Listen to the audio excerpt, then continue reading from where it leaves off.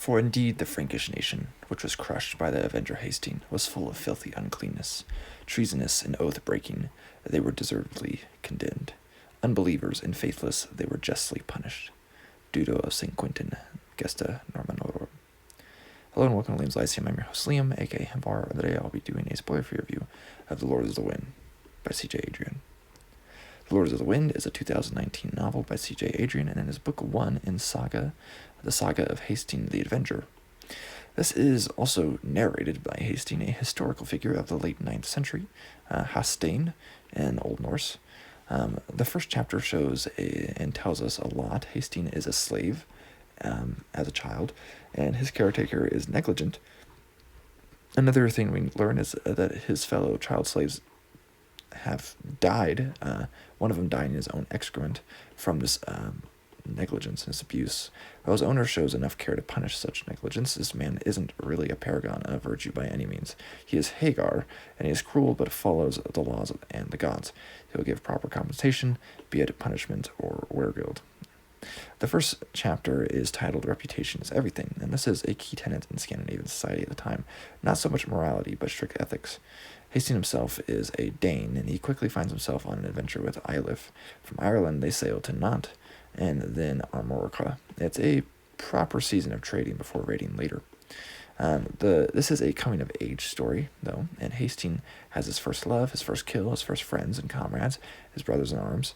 Battle is rather realistic. It's not overly grim and dark, but it is grim and dark still, which is to say that it's a bit much, but it's not overly much, I'd say.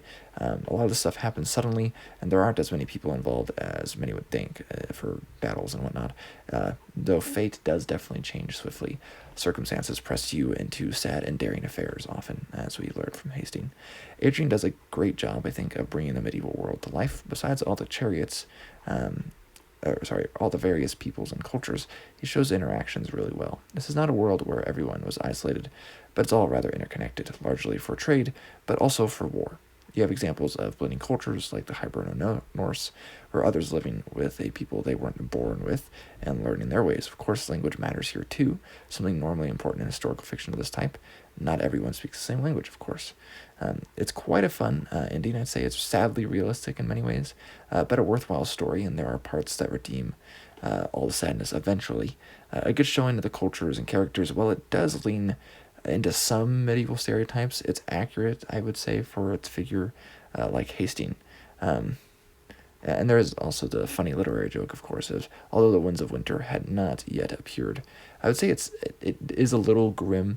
It's not exactly re-enchanting by any means, but it really just kind of sits on realism and on the grittier side of it, but there's other aspects to it that C.J. Adrien obviously knows some tidbits and information that is important, and so that is doing some lifting there to make up for some of the, just I would say, edginess of the grittiness, which again I think Adrien's trying to balance rather well, and I think he does an okay job.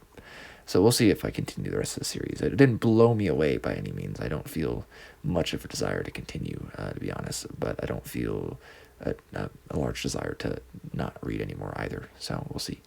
Liam from Liam's Lyceum.